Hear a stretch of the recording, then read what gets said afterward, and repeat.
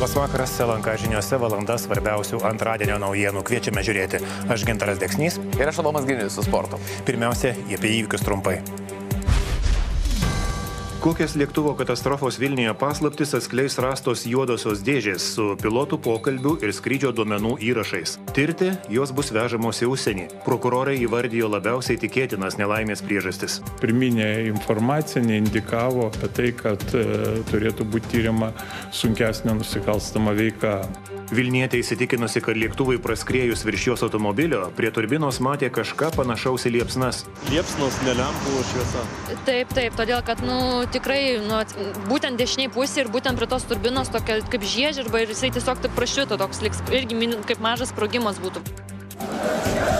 Kauno merą įžeidė Žalgirio sirgalių skanduotė apie krabą Rusijos kekšę. Policija pagal anoniminį skundą ėmėsi tyrimo, tada aistruoliams gresia baudos. Prezidentui prisistatęs būsimas finansų ministras Rimantas Šadžius kalba apie didesnius mokesčius ir aiškina, kodėl neįspėjo apie 2008 krizę. Vyriausybė tuo metu siekė nesukelti panikos. O buvusi muzikos mokytoja sako įtikinusi Nausėdą, kad tinkama vadovauti Lietuvos švietimui, mokslui ir sportui. Manau, kad mano atsakymai įtikino prezidentą.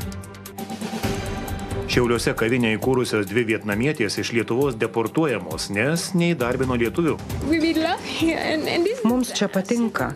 Čia mūsų antri namai. Aš panikuoju. Baltuosiuose rūmuose paskutiniai pirmosios poros ritualai. Jill Biden priėmė kalėdų eglę, o prezidentas Joe Bidenas suteikė malonę padėkos dienos kalakutams.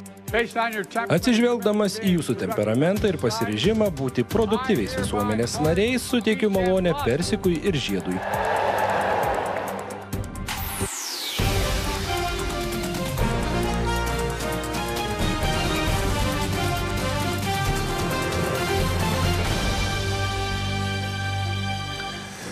Svarbus lūžis beveik 14 mėnesių trunkančiame Izraelio ir Libano kare.